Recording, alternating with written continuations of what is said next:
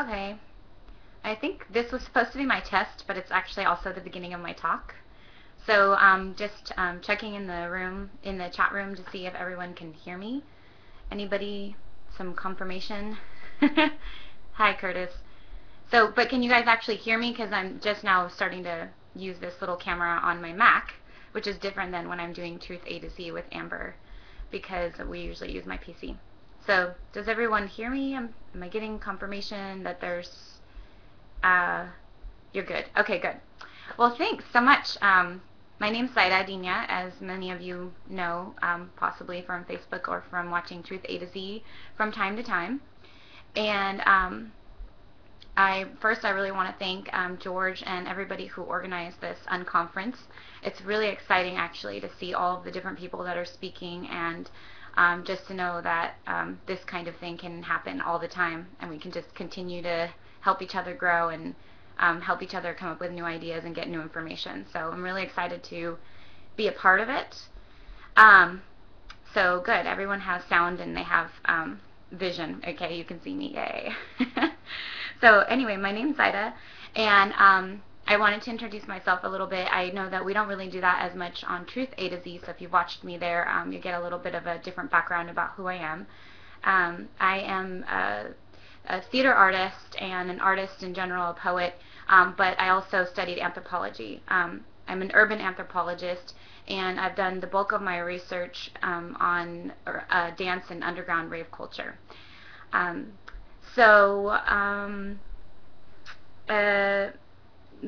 like for example, my master's thesis, I ended up doing it on female DJs in the Netherlands, and that was a really interesting research because I didn't speak Dutch, and although most Dutch people speak pretty good English, I couldn't really delve into any of the ephemeral why people want to dance, why people go out for underground parties, that kind of stuff, because it's so difficult to talk about in your non-native language. But instead, I ended up interviewing women on their on why they want to be DJs and also on identity, if that's easy to talk about in a foreign language. But it was easier. Why they want to be DJs, what their how they formulate their identity as a DJ, how they dress themselves in terms of gender and Dutch society, and also I did a lot of sort of pioneer work behind a couple of other anthropologists on social networking and how social networking is positioning us as I guess mass performance for public spaces. So how we interact on Facebook is like a kind of performance in a way. So it's really kind of delve into performance studies and stuff like that. So I was actually really feeling nostalgic when I was preparing for this talk because it's actually been about 7 years or 8 years since I first experienced like an underground party. And it's also been probably about 11 years since I started having a fascination with dance music and underground culture in general. So when I was an undergrad, I put together all this research, and I was basically, getting ready to do this like gigantic play that I had this vision for writing this theater piece about rave culture and about ecstasy use and all this, sort of cutting edge type of theater. And I had to kind of put it away for a little while because I realized that I didn't have the right tools to analyze it, and that it was such a big vision that it would probably be more of like a life's work that I would then turn into this gigantic play when I had like the funding and the community base around me that wanted to see such a huge production about rave. And so the research was sort of shelved, but then of course when I went and got my master's degree in anthropology, it kind of came back up, and it just sort of keeps coming up and doesn't really ever go away. And so I was like looking through all these old papers and just kind of getting to find all these old things, and I actually wrote this poem back in the day. So this is like about 10 years old, so don't judge.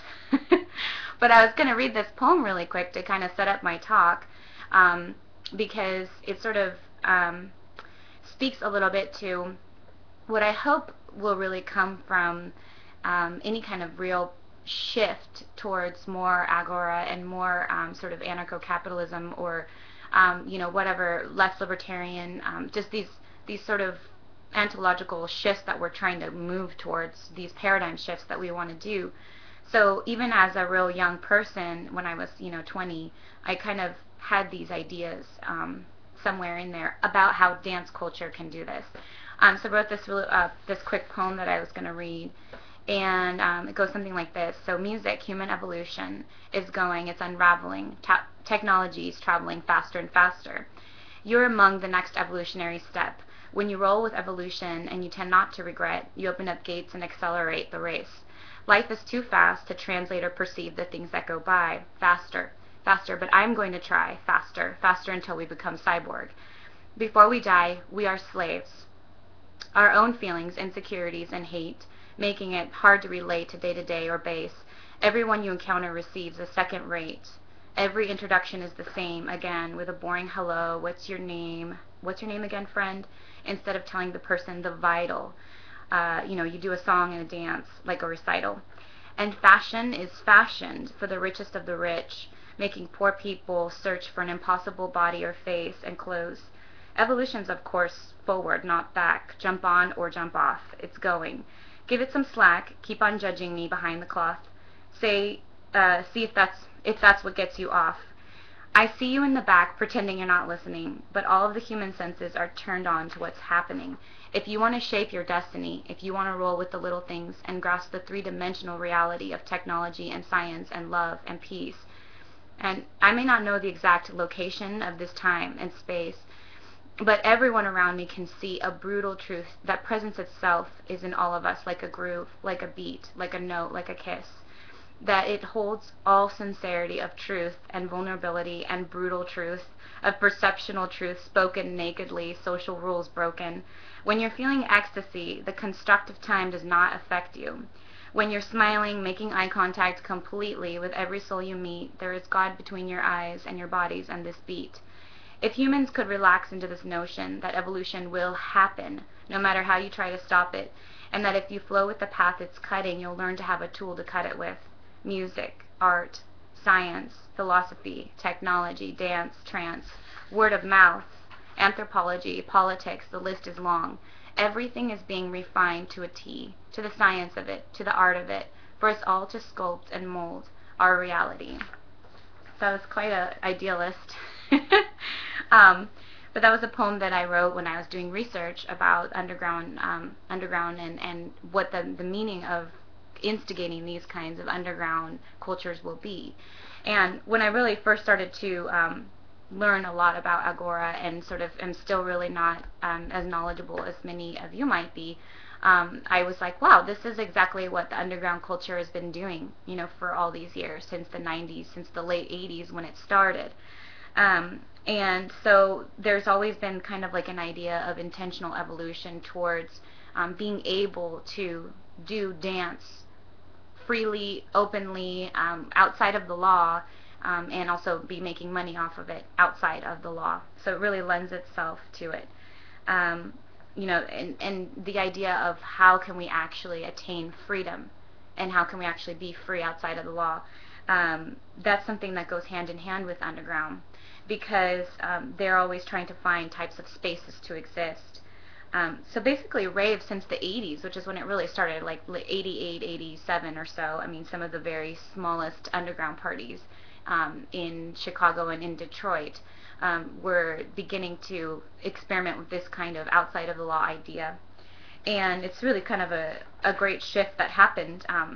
There's a lot of players that actually, make a business, or, agents, if you want to call them, that make a business, or are entrepreneurs of creating these spaces and inviting people to pay for these spaces to be free, to be in to at least a temporary autonomy of experiencing space, moving through space. Obviously doing drugs is accompanied with the scene, but just being able to be free and express yourself freely in these kinds of spaces. So there's like promoters, there's DJs, there's also like the main organizers who oftentimes were selling drugs all through the 80s and even today. They're the ones that are the ones selling the drugs, the ones who created the party. So you go to their party, you pay to get in, and then you pay to buy their drugs too. And then there's like the dancer, or like sort of party people. A lot of times it's females that have party favors with them constantly, and they are selling things. I mean, maybe you've experienced this at festivals, especially at Pork. I'm sure there's people who are selling all kinds of wares. Obviously they don't have licensing to sell anything like that, but they're doing it also to kind of keep the party going, make it stronger, make it better. And incidentally, I wanted to kind of touch on something here. Uh, you know, rave culture or dance culture, underground dance culture, it's not just a hedonistic thing. Um, we're talking about drugs, sure, and like sex, sure, and that whole sort of environment of just, having fun and doing whatever you want.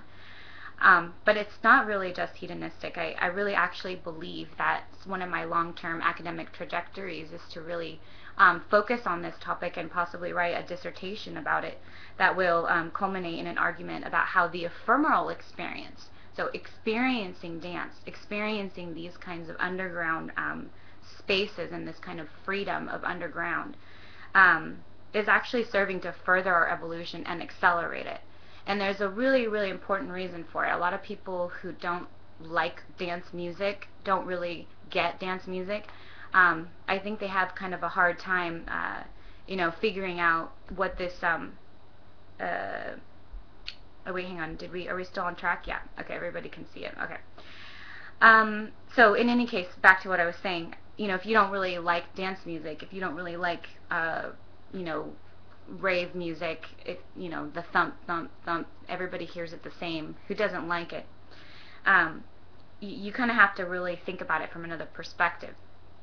So if you think about things in terms of entertainment, okay, you have a movie, for example, which is incredibly passive entertainment, obviously, just like TV or something. You would have to be a highly creative, intelligent person to really get something from a movie that sort of affects your sort of trajectory on the planet.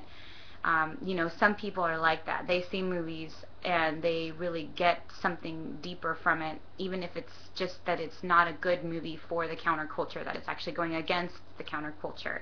I saw Adjustment Bureau last night, and I was really happy that I saw it, although the ending was kind of cheesy.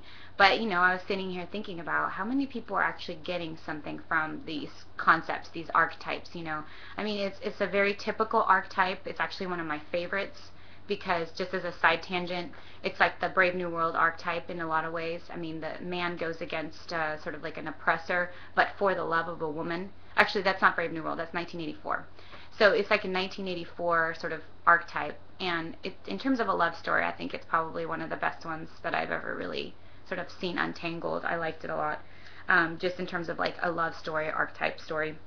But anyway, so movies are sort of passive, and if you think about a rock concert, which is what most people who don't really like, a lot of people who don't like dance music, go to rock concerts, or they go to like jazz concerts, or maybe they're into, even, classical music, Beethoven or something like this.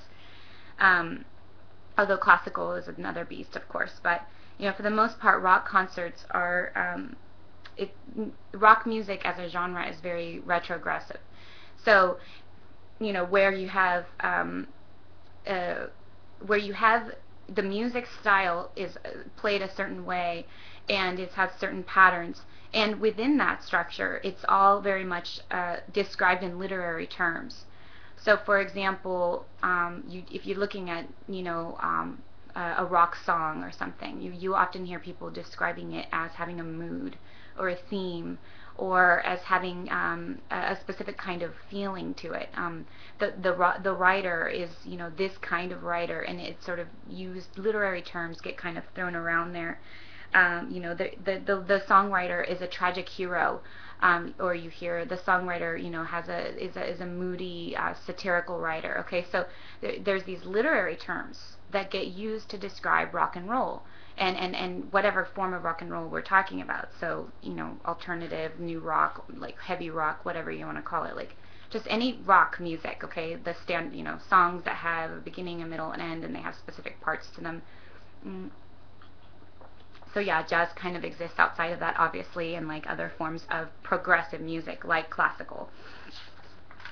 But dance music is not either one of those things. Okay, it's not retrogressive and it's not necessarily progressive. It's actually, as much as dance music seems similar to you if you're not a dance enthusiast. You hear the sort of same thump, thump, four on the floor, as people call it. It's actually quite vast of a category that has so many sub genres. It's really kind of incredible once you really start to research it.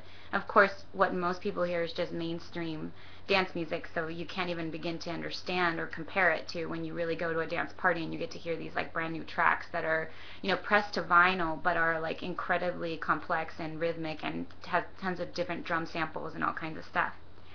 But the mechanism of dance, okay, so not just the music that gets produced, but the actual idea of doing dance parties, is that a DJ is there to create an architecture. So when you do read a magazine or you read an article about dance music and a particular DJ and how he did or she did at this event, it's being described in architectural terms. Okay, there's peaks, there's valleys, there's densities, there's breakdowns, there's punctuated angles, moments, specific moments.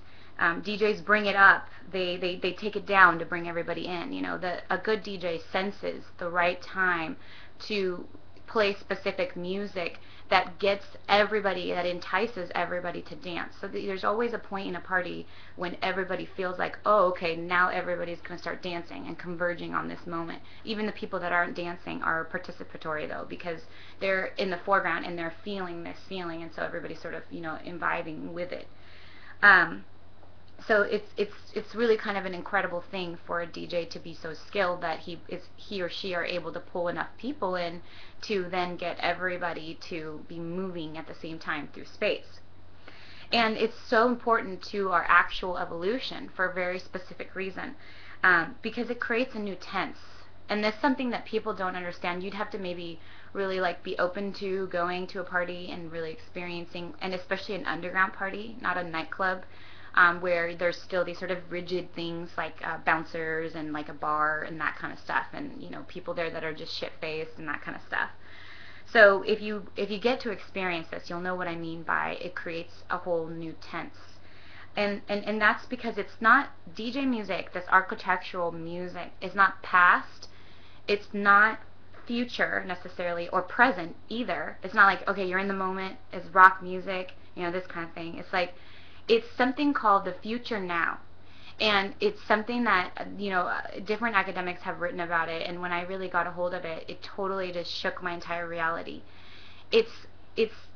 What happens to people when they're in this ephemeral state is because the music is rhythmically, the timing of the music is rhythmically, you have the forethought, you have the knowledge of what's coming, okay? There's patterns to it. 64 beats is how when new cycles begin in this kind of music, which is obviously a holy number if you know anything about the I Ching or sacred geometry, so it's actually really special. 64 beats for house and techno, 132 or so for different kinds of trance. And so you have this 64 beats, and the dancers they're sort of anticipating the future, but they're present in the now, and they're moving their bodies to the now, but they're anticipating the future that's coming every single now. So it's like a kind of dual tense of the future and now.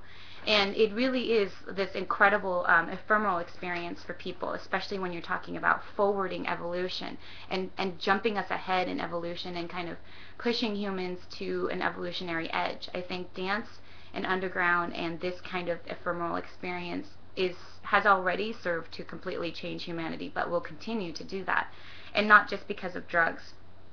So dancers really have each moment they're sort of interpreting the future at the same time as they're experiencing the now and moving in the now. Their bodies, it's almost like your kinesthetic learning is happening right in the moment, but your sort of brain function is happening in sort of a kind of future type of reality. So it's like a new tense, the future now. So you like I said, I would recommend all of you to go out and try and find an underground party to experience something like this, even if you have even an ounce of curiosity from a sociological or anthropological perspective. You may find it hard actually to get invited to an underground party, so it might entice you even more to figure out how to do that. But I will tell you this, almost every crew, that's what they're called, groups of men and women who are putting together parties at at nightclubs, okay, like a, so and so 805 presents this party or whatever, they, at the nightclub, they are also probably doing an underground component that you just don't know about unless you start meeting these people and getting into them. So, so in terms of like experiencing 3D and experiencing this reality and, affecting change in this reality, I really think that evolving into fully conscious beings and present, I really think that dance music and dance culture is in no sense is in any way done affecting humans and humans using it to their advantage and for their own self-evolution. It's a shame that it's getting to be so society of the spectacle. I mean, everywhere you go, there's a DJ now in commercials, in movies. What was exciting about Adjustment Bureau, if I remember correctly, is that when they went to this like huge rave party, actually, they had the DJs were female, I think. I'm pretty sure, unless this was like the bar and they were just bartenders, but I'm pretty sure the females were like the ones that were actually DJing, which is, obviously exciting in terms of like a shift of thought process of what kind of people can DJ.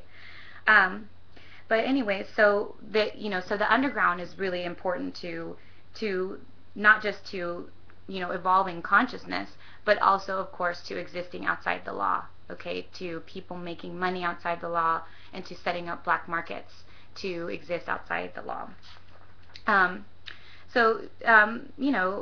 Like I mentioned, all DJs, crews, promoters, they make money both inside, at nightclubs, but also they're throwing parties outside the law. In fact, a lot of times they're doing their nightclub parties so that they can have the money and have the resources, find people, invite more of these people to their underground party and charge for that.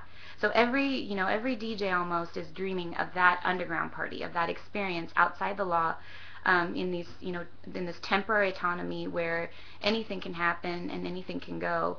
And, obviously it's like, these intimate, small sort of Burning Man type of things, so not society of the spectacle, which is a lot of what I think Burning Man is, but, an actual, real sort of smaller group of people that are able to really move through space and do whatever they want. And so the notion of sort of existing outside the law that is what rave really was, and that's where it really started. And I have this quote from Hakim Bey, who wrote about temporary autonomous zones. And I think it's a really good transition. He says, metaphorically and he's talking about temporary autonomous zones, metaphorically, it unfolds within the fractal dimensions invisible to the cartography of control. So I love all that because, I mean, fractal dimensions and then even cartography, again, these aren't necessarily literary terms. They're sort of like a, sort of a different kind of texture or, a different kind of dimensional, a kinesthetic, architectural way of thinking, which is totally what rave is. Hakim Bey, who first wrote about Taz in about 1991, he wrote about it in a larger piece called Chaos, the Broadsheets of Ontological Anarchism. And, I've gone back and forth over the years about how much I agreed with his perspectives, mainly because, I want to steer away from just straight utopianism. But of course, we need to create the shifts towards our own, at least small intentional communities, so that we can exist outside of the law and to be free. He talks about, in his section called Pirate Utopias, this is when he defined temporary autonomous zones, which is shortened to TAZ. He says, the TAZ is like an uprising which does not engage directly with the state, a guerrilla operation which liberates an area of land, for example, of time, of imagination, and then dissolves itself to reform elsewhere, elsewhen, before the state can crush it. So these sort of tribalistic, sort of uprisings that can, kind of come from one place to another. But the real interesting thing about Taz too is that it's, as an idea, it's really permeated a lot of cultures, not just rave culture, but also I think youth culture in general. There's tons of Taz tags in my city, which shocks me because I didn't know that any of our gangsters really had a philosophical standpoint. But sure enough, there is somebody going around in red tagging Taz I see it when I go on jogs where I'm at now in my neighborhood, but also in other parts of town. And so it's really exciting to know that there are still people talking about this temporary autonomous and these zones and existing outside of the law, and how can it happen? So the underground rave scene, which did really kind of start, in the 80s, but was really in full swing by like 1991, really caught a hold of Taz. I mean, since the beginning. I even have here, like, I don't know if you can really see it. I'm going to put it up and hopefully, yeah, see, I'm going to look and see. Yeah, you can see Taz. It's like this here is a ticket for a party in 2002 that was called Taz. So the rave scene has really, from the beginning, is caught a hold of this idea and really, and by the way, it says techno. So maybe a lot of you, techno is the best genre of music, okay? It trumps over house and trance and all that other garbage. No, just kidding. Us DJs, we're all very, we're, what is it called, music files? Or we have our own, like, this kind of music is the best kind of music kind of feeling. But anyway, so rave really started, like I said, in the 80s. It was always kind of an activist, anti-globalist kind of movement. It kind of brought together anarchists, neo-pagans, eco-spiritualists, later, like, obviously burners, and even rawists. So it's a subculture that kind of just got bigger and bigger and kind of went back and forth between us and Europe and sort of expanded in terms of music genres. I mean, you would be shocked to know the kind of crazy genres they have in Holland, which is a tiny country. You can fit four of the Netherlands in California, if not, almost 5. But they have this incredible, self-style, jump hard style, these crazy strange dances too. Just amazing how much dance complexity there is in the world. But just coming back to agorism, dance and rave is really kind of a great vehicle for it. It's actually, it almost seeks to be not even a temporary autonomous zone, but a permanent autonomous zone.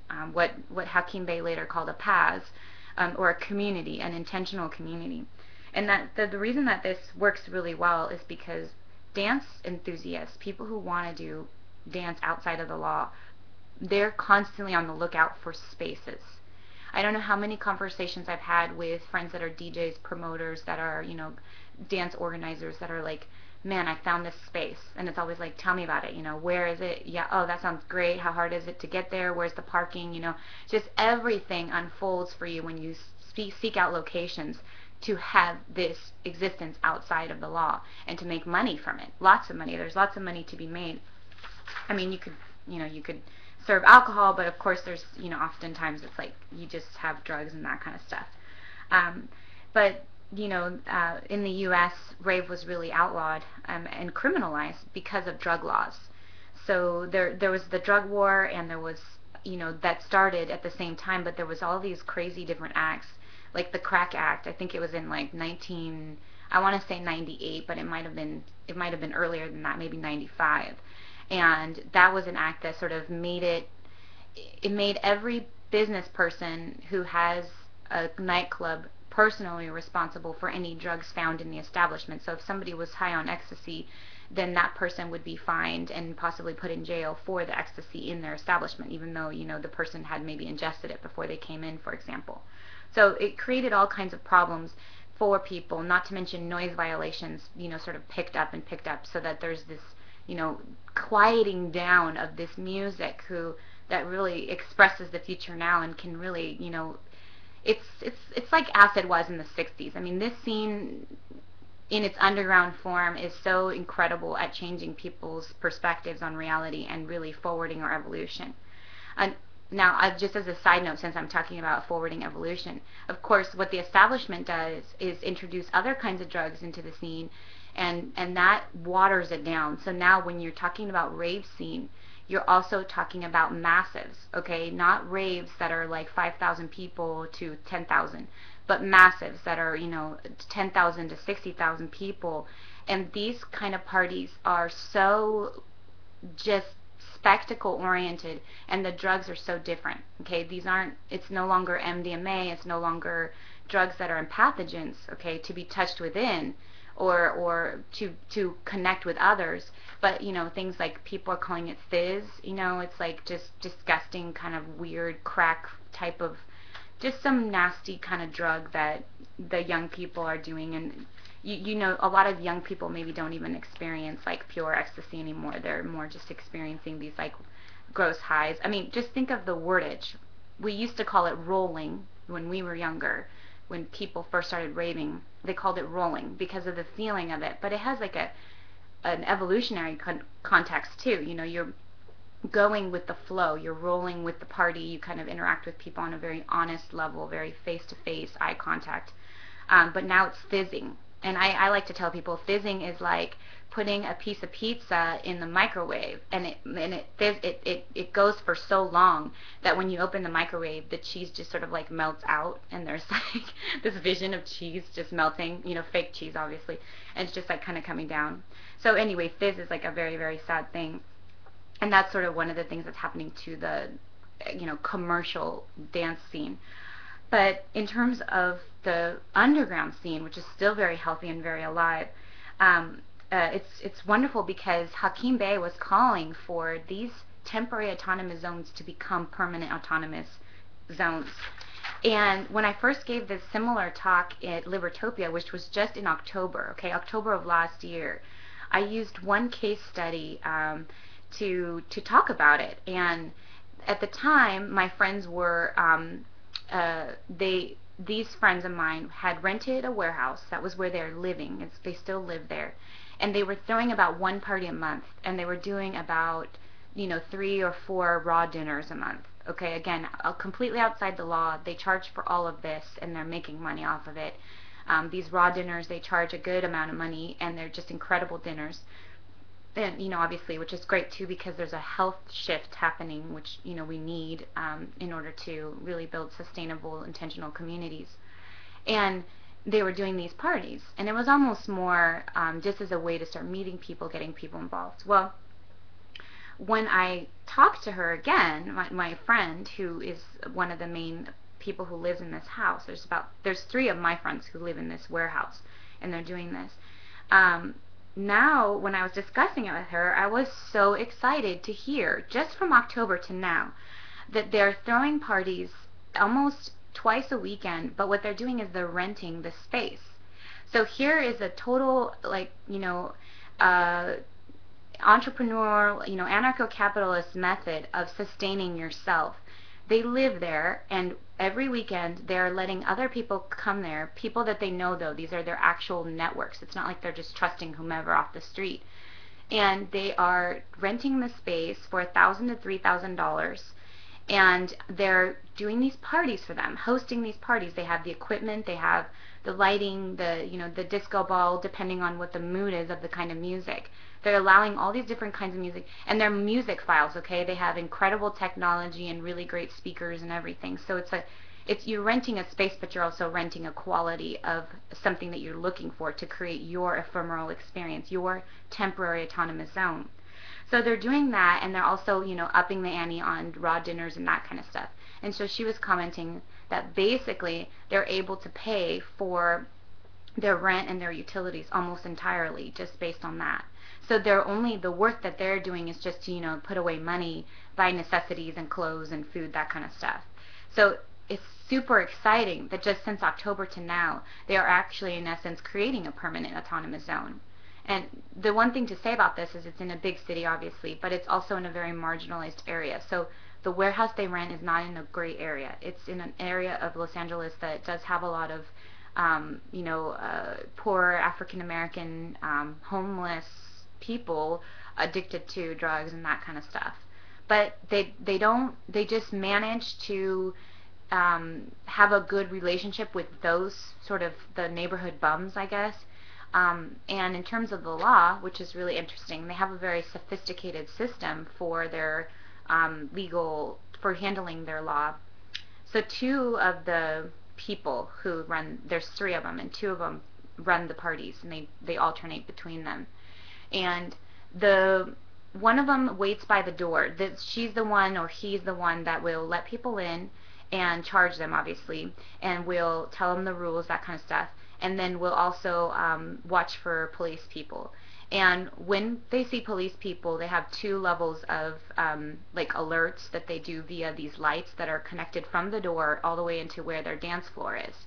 The lighting system informs people that they're either on like middle alert, meaning the music needs to be turned way down, or that it's on like a super alert, which means the music needs to be completely turned off.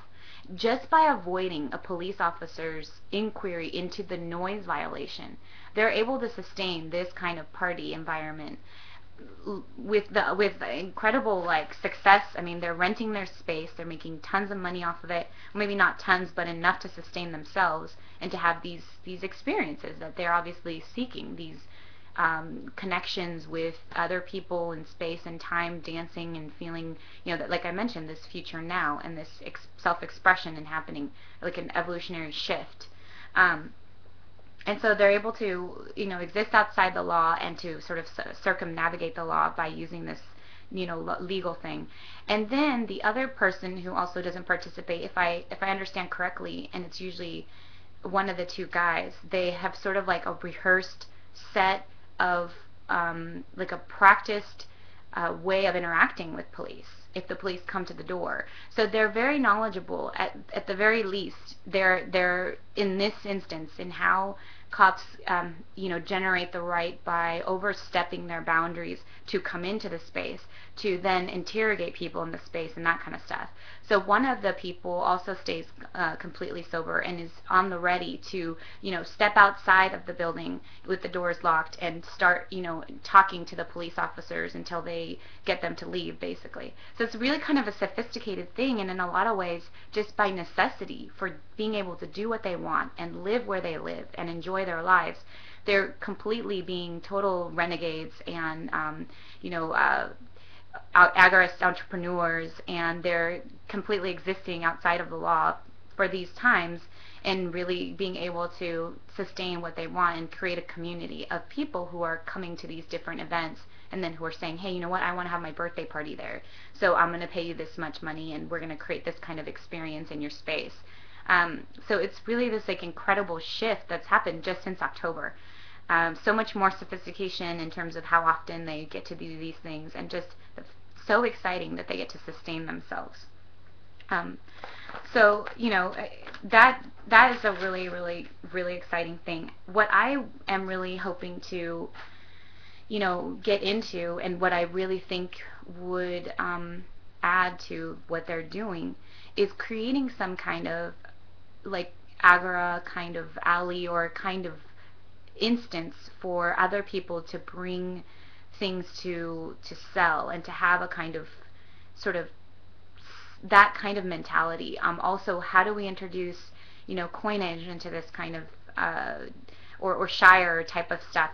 How do we get them, when they're already in the specific mindset, to break out of that one mindset into a new one where we're talking about using silver, or when we're talking about trade between people for goods and for services, and for allowing, like, if the party starts at really gets going at like 10:30 or 11, from 9 to 10 there is like a space where people can bring things, artworks, clothing, jewelry, whatever people make with their hands, services, trading of a massage or fixing of a car or something, things that you do with your hands that you can really just get to trade with.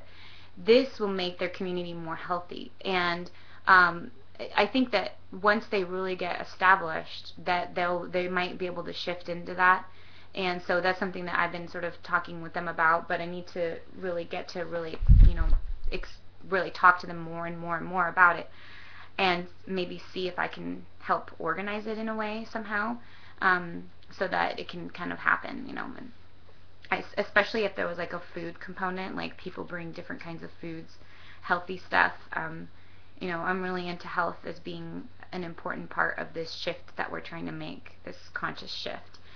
So as I kind of wrap up my talk, and was definitely thinking about having different people, like if anybody has any questions, if anybody's talking about anybody, if anybody has anything they want to say in the chat room. I haven't been paying attention to the chat room, by the way, because I I don't know if I can really do that at the same time. I might be able to look at it again. But just as a kind of wrap up to the talk, I left a little bit of time here to answer questions and to maybe just respond to chat stuff. I wanted to read this quote, which may leave you with a kind of go out and get 'em kind of attitude. It's also a quote from Hakim Bey, and it says, "Are we to live in the present, doomed never to experience autonomy, never to stand for one moment on a bit of land ruled only by freedom? Are we reduced either to the nostalgia for the past or the nostalgia for the future? Must we wait until the entire world is freed of political control before even one of us can claim to know freedom?" So I thought that was a really good quote, especially because it talks about past and present as being escape routes for a lot of people who they're not satisfied with their present, and perhaps that is because of government control and because of authority control. They're seeking something else, so they're sort of have this nostalgia for the past. Remember the 90s, how awesome it was. Or remember being a teenager, or remember, this, or what about the future? Is it going to be shiny? Is it going to be Tron-like? Is it going to be cyborg-like? What is it going to be? And that sort of escapism. And so I'm really excited to see these shifts in the whole community and how this conference is coming about and just everything that's happening within the conference and within these thought processes. And so I'm just thinking, if anybody has any any questions or anything. I don't know, is this chat just one chat or is it per channel? Does anybody know? Let me see, I'm going to ask here. Is this chat for every channel or just this one? Oh, in this post on Facebook? How strange. Oh, I love this embedded stuff. This is a total side note, but I just taught myself how to embed the I like box on Dreamweaver, and I was so happy I was at work squealing. Literally, I was whoa! So, because I didn't think I could do it, and I was trying to figure out what a div tag was. And then, but I mean, I know how to look at code kind of because I, did all the HTML stuff for my own MySpace. And so I was I can do this. And then I figured it out. So I'm so excited. Oh, cool. So it's per channel. So maybe I'll go back a little bit and take a look at some of the stuff that's been happening before. So someone said, freedom is about keeping the neighbors happy and the cops out. I love that. Thanks, David, for sort of encapsulating my talk. When it comes to underground, in your own home, of course, not seeking spaces outside somewhere else, but in an actual warehouse that you live in. Okay, someone was talking about dancing and, oh, I love this stuff about talking about patterns and colors.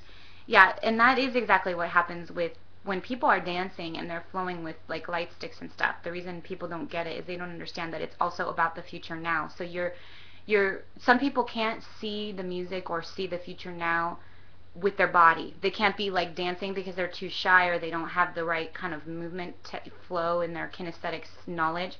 But when they have someone do a light show for them, okay, and they're expressing these different parts that are sort of moving. I'm not great at light shows. I'm a dancer by far. But the lights and the sort of flow of the LEDs and everything, that is showing you the future now. It's expressing that, exactly what I was talking about in terms of creating a new tense. So it's cool that some of you guys were light stick people. Awesome. Let's see. Well, anyway, so we have, I guess that's pretty much what most people were talking about, is just rave and that kind of stuff. So does anybody have any other questions? Unless someone said, because I asked if the chat was for this channel or not, someone said, unless you're on acid, then it's for, then this chat's for all 3 channels and all 12 dimensions. And so, anyway, yeah.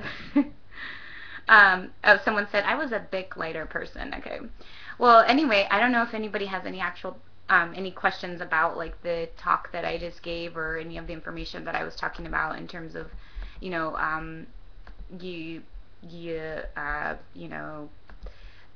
ephemeral, future now, rave, dance underground, but also just this case, this case study, or this group of friends that's actually making enough money to sustain, to pay their rent and some of their utilities by renting out their space, all completely on the black market. Of course, word of mouth, okay, not anything, it's not like advertised on Facebook or through Gmail or something.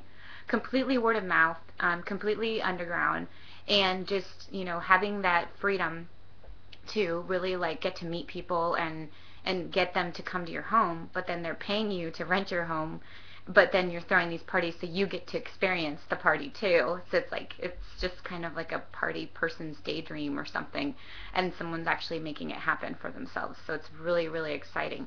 And I hate to talk about Adjustment Bureau again, but I was just thinking about something in terms of word of mouth. I was really tuned into that part when, if you haven't seen it, it's an interesting movie. It's definitely worth seeing. Some really interesting archetypes and paradigm sort of shift type things. And I actually really want to get the book. Philip K. Dick apparently wrote a short story called Adjustment Team, so I'm interested in reading the original sci-fi idea. But then when Matt Damon, when his character was trying to get to her, to the love of his life, he tried to use all these venues, all this technology, phones, a regular phone that's connected to the ground, and it was all not working. And so instead, he needed this vital information where this place was, where she was practicing her dance. He went into just a regular diner and said, excuse me, this is an emergency. Can anyone tell me where this is? So it was great because the Adjustment Bureau can't control all those humans. So by word of mouth, by organic connections, by talking to each other, in your location, you can also really circumvent any kind of problems you may have when you're trying to go outside the law. Matt Damon. Hi, Amber. Come on, it's hilarious. I don't know if you guys have seen Team America, but you might know that they totally ragged on Matt Damon. Oh, there was a question. Question below. I like the idea of underground dinner clubs. Yeah, and that's actually what they're doing for sure. Is the Taz rave culture limited to the western regions where people have lots of free time and disposable income? Says David Derby. That's a great question. I guess I would have to say yes, although there's obviously, what really isn't Western? I mean, are we, okay, we're thinking about South America, Africa, and maybe the Middle East, and maybe like some parts of Asia. But almost every part of the world is going to have these kinds of spaces and ideas of finding that freedom to do rave. I mean, it's huge in Japan. It's big in Mexico, really, really huge in Mexico, gigantic. I mean, because the law, of course, there is so different, and people's notion of the law and justice is so incredibly different. So people in Mexico are creating gigantic parties that are underground and completely, and the cops just leave them alone. They're doing whatever they want, basically. So, but yeah, I mean, of course, in really poor areas of the world where they don't have the time or the money to want this kind of experience, when they're just surviving, when there's just survival on their plate, they're not having time to, exist outside of the law. But what's exciting about Agora is that it's intuitively something that even poor people will do, no matter what. And Mexicans are a good example of that. I didn't mention that in this talk, but I've really given this a lot of thought. And Mexicans don't need like some kind of, ideology behind practicing Agora or being in the black market. They do it naturally. Okay, you come out of any place here in Santa Maria, California, or anywhere you live, and Mexicans are going to try and sell you something. They're going to try and sell you pirated DVDs, pirated this, free, fruit extra fruit that they got when they were picking or whatever.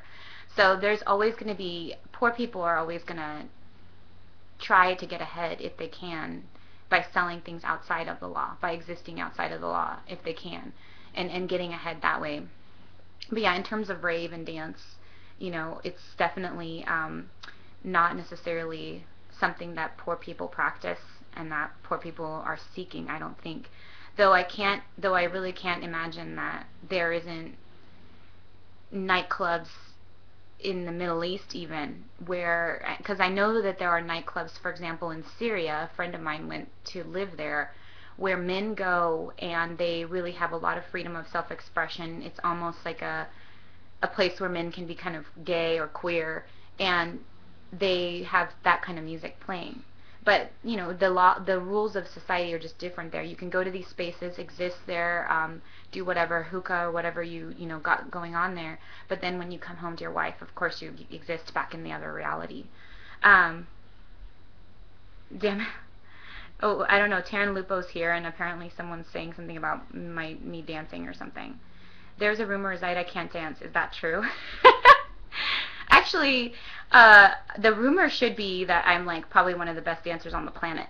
Because, no, just kidding. I actually got the worst and the best compliment from someone. I was told that I was like a total jackass person who never listens, which is true from this guy. I don't listen very well, but I'm practicing. But he also said that when he watched me dance, he thought that I really embodied the actual second of the music right as it was happening. So I have a real tendency to feel the future now. I'm a real kinesthetic person. Oh snap, prove your rave skills. I will when it's actually like not being just, streamed, but in person. So, Lupo, if I ever get to come to a Pork Fest 2012, woo! I will definitely shake a rug and shake a leg. I also have been meaning to make like a really cool video of like just dancing and stuff. So maybe we'll have that. When we relaunch Truth A to Z, we're going to have, yeah, maybe we'll do that. We'll do like a little segment where Amber and I are dancing or something. So, which I miss you, by the way. Hi, Amber. Anybody, I don't know if I missed any questions, so please bring them to the forefront if I did. Oh, good. People are discussing wealthy and that kind of stuff. So that's important too. Talking about things being for the wealthy. Okay. So anyway, I've got about 3 minutes and I'm just wrapping up. But we did have a really good discussion at the end here also about wealth and how that defines people's desire to do underground stuff. But I really think that underground is going to happen more and more in many spaces, many places of the world, because there is an imperative for people to want to move. There is an imperative for people to want to dance and express themselves and move through space unencumbered by law and unencumbered by social restrictions. And I'm not talking about self-expression that necessarily meets the plurality of like the hedonistic type of spectacle that happens at something like Burning Man. Okay, that is such another thing. I'm not a pro burner in any sense of the word. I've never gone, and I don't think I ever will, unless it's purely from an anthropological standpoint. But there is something that is shifting in the underground and in rave towards being more and more and more permanent and free. And that is really exciting, and I think it's going to happen no matter what, because everywhere, because people have an imperative to dance, and they have an imperative to express themselves, even if it's just in a dark place where nobody's watching but everybody is moving. So it's not about shiny clothes and showing off. I mean, I go to a dance party but wearing comfortable jeans, comfortable shoes, and like a t-shirt, or a shirt like I'm wearing right now, and it's not really like something that is just to show off or that kind of stuff. It's about being able to move through space and having other people be in such a state of mind, whether it's drug induced or not, that allows them to be free. So anyway, thanks so much for the compliments, Katie, and let's see what else. Hopefully, Amber, you better start some crazy dance car revolutions up in Kentucky before I get back there, because I'm going to come back to Kentucky, and I am totally excited. And then Christopher said in Detroit they have the dubstep circus. Oh, cool. People bring gloves in the winter, and they come and they host and they donate. Oh, cool. So they pay, it's cheaper to get in, and you donate to be a part of the community. Well, cool. Keep it going. Like, keep dance being a part of your life, and I hope you all have a wonderful rest of your conference. And again, I'm so thankful that I was a part of it. So I'm going to log off now, and thanks, guys. Talk to you later. Bye.